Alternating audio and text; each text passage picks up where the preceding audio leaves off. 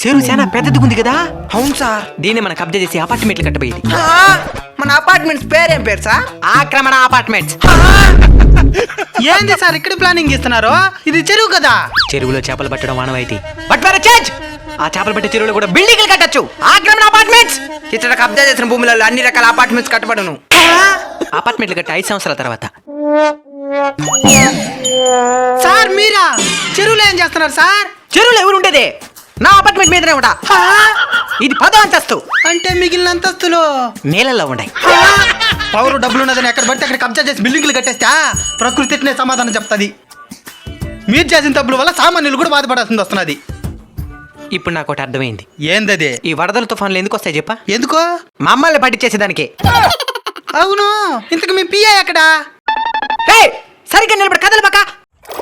అంటే వాడి భుజాలపైన నిలబడి ఉండేది.